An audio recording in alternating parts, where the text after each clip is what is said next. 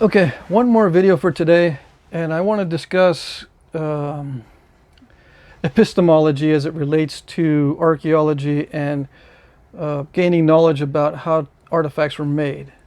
Okay, that's a big subject, but I guess this will be the introduction to it.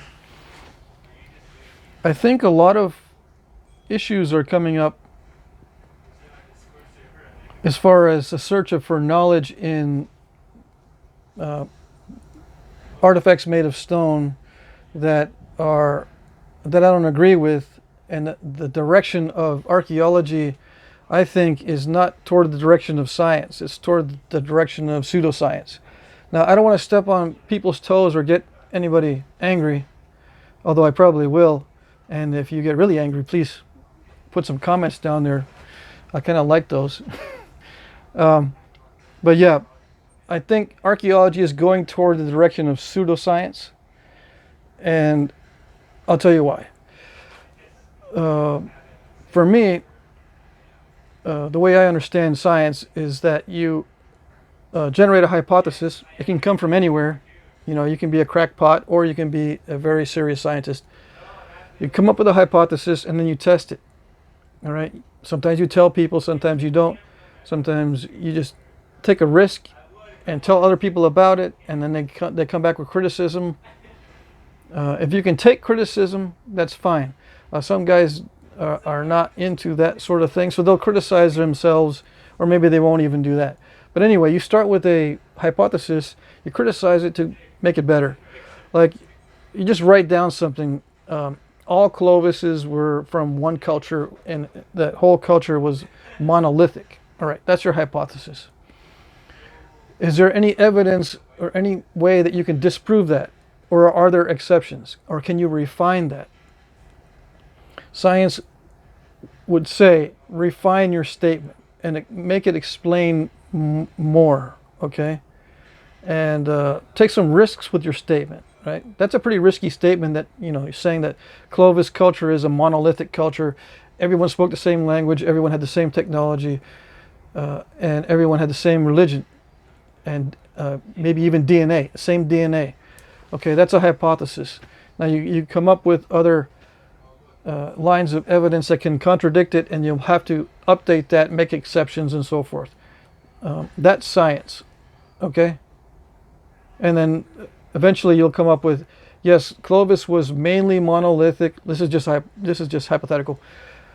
In the future, it may be Clovis was mainly monolithic. However, it did spread as a meme or as a technology into other cultures, or it was also adapted in other areas, and it became a different technology. In one area, they used it for hunting buffalo, and another area they used it for hunting alligator gar. Or something like that, right? You would make exceptions. So that's the way science advances.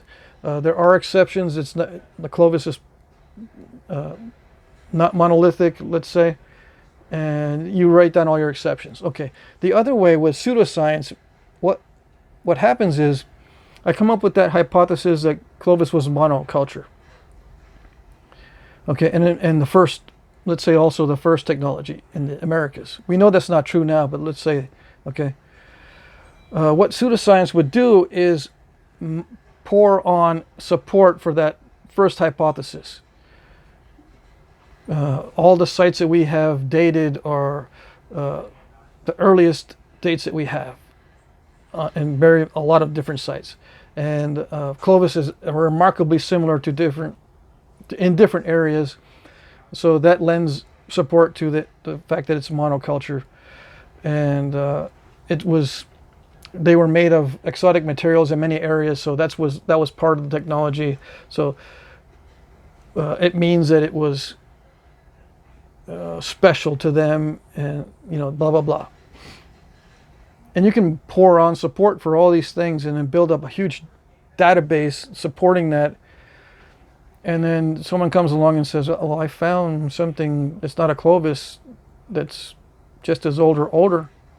And they'll go, no, that's just an exception to all this huge, gigantic mound of evidence we have for our hypothesis, you're going to have to become, or you're going to have to get more evidence than that, just that one little artifact you found.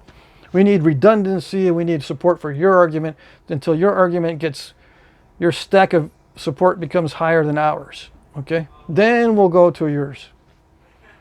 That's not how science works, okay? And it's frustrating because archaeology is going in the direction of, I've got the higher stack of support. You've got this little bitty stack of support. You are to be dismissed. All right? It's just not right, in my view. Okay? So this is just kind of a rant, right? Where I think the current trend is,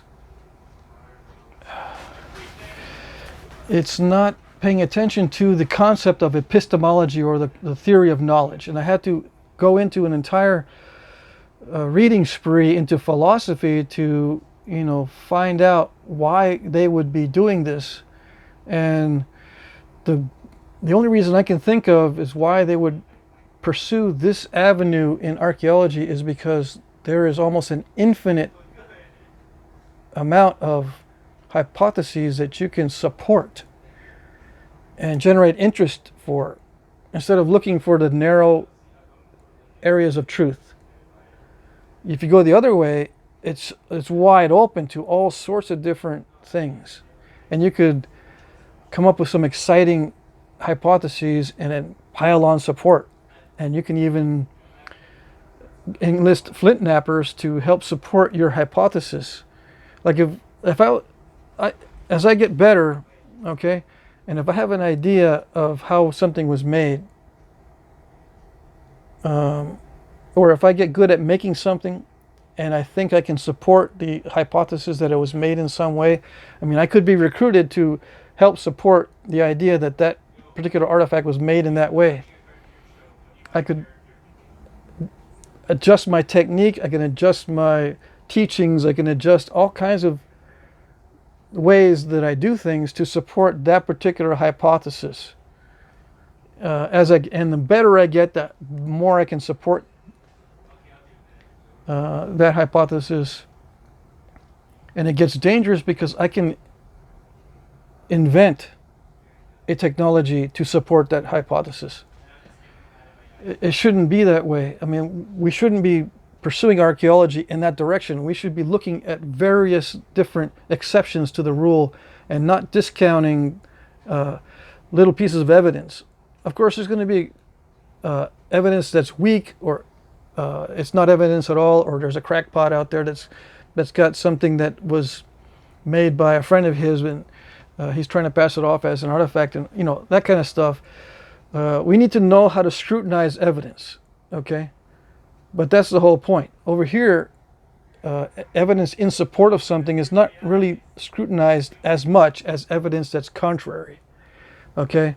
So on this side where you have pseudoscience, you're building support for a hypothesis that might not be true, and then you're also not criticizing the evidence in support of it, because you want more and more evidence. You want to gather a huge stack of support for yourself. So you're not going to criticize the stuff that looks pretty good. You might throw out the crackpot type of stuff right away, or you might kind of push it a little bit toward your side to build up your support. But it's not supposed to be that way. You're supposed to be able to immediately see a value in evidence of all types, and then begin to weed out what is good and what isn't. And then modify your hypothesis. Change your hypothesis over time. Be careful who you quote in your studies, because if you quote someone in your study whose hypothesis is knocked down and you don't revise your study, it continues in the world as a study that has the portion of it that's causing it to collapse. Although it doesn't look like it's collapsing, but it has, because other people's work may have been updated and is incorrect, but your study still has their reference in there and still looks like it's a very proper study, well researched, and all the references you have in it are correct. Okay, that's a dangerous way to pursue science. Uh, the way I'm going to be doing the artifact reproductions and stuff, I'm going to be showing you different ways to do it, right? And I'm going to be criticizing the way I do it, so that maybe we can come up with a very good hypothesis. Okay, and that can be, I'm going to be putting it out there that I could be wrong and it may change over time, and I'll be making videos to reflect that over time. So my opinions will change over time. I'm not going to be building huge amounts of evidence for certain lines of thought or certain lines of evidence that I follow. You know, if it hits a dead end, I'm not going to continue to try to mount support to push it forward. You know what I'm saying? Maybe I'll find more. Maybe I'll find more. Look at all the support I have for this line of evidence. I'm going to keep looking in that direction, and then I'm also going to save it and keep it, even though I could be spending my time more wisely looking for something that's more critical, or accepting something that's more critical. We should be pursuing a very critical mindset to everything. Criticize the hypothesis, criticize the evidence. Don't support the hypothesis and kind of give a pass to the evidence. You know what I'm saying? So that's it. And I know that's going to annoy a lot of people, but you know, I've got ALS syndrome. That stands for annoying little shit. You know, pardon my French, but yeah.